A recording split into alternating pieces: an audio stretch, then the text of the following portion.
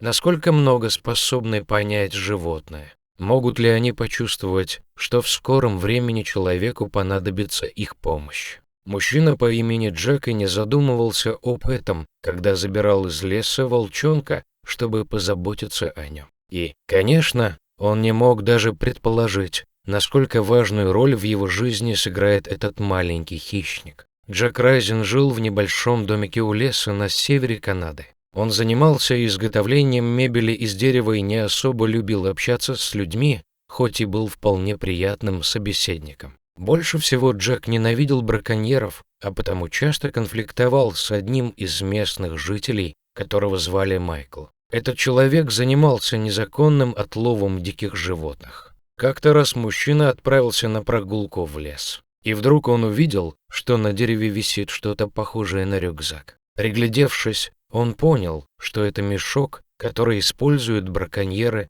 чтобы отлавливать животных. Джек подошел ближе и дотронулся до ловушки. Он понял, что внутри находится несколько маленьких животных, и они еще двигались. Зимний день был холодным, и мужчине стало ясно, что зверьки очень скоро погибнут, если он не поторопится и не поможет им. Он побежал обратно домой, чтобы взять все необходимое для помощи им.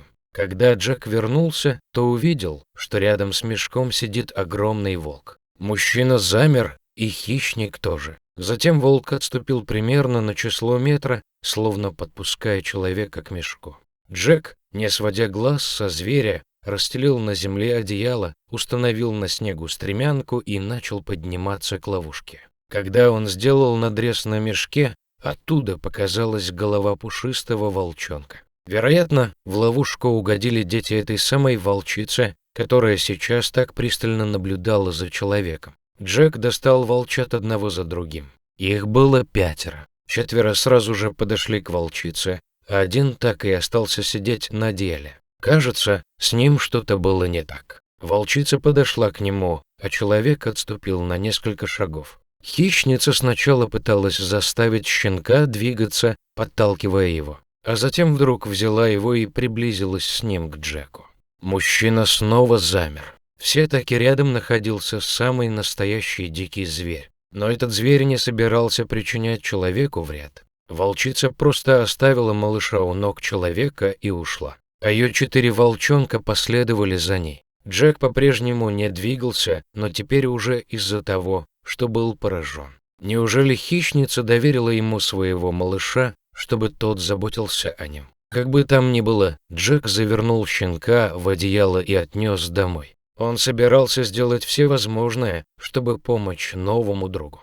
Мужчина назвал своего питомца Кай. На следующий день он отнес волчонка к ветеринару. Оказалось, у малыша была сломана лапа, и ему пришлось наложить гипс. Дома человек делал все так, как ему рекомендовал врач. И вскоре щенок поправился. Время шло, и Кай становился все больше и больше. Он превратился в огромного красивого волка. Джек вел свой обычный образ жизни, и все было как раньше, за исключением того, что напряжение между ним и Майклом стало еще больше. Когда Майкл узнал, что волчата были освобождены, а сам он по этой причине лишился денег, его охватила злость. Джек, в свою очередь, обвинил Майкла в установке ловушки. Однажды ночью в доме нашего героя случился пожар. Кай в это время был в лесу. Он часто отправлялся туда на некоторое время, после чего всегда возвращался домой. Джек кашлял и звал на помощь, но его никто не слышал.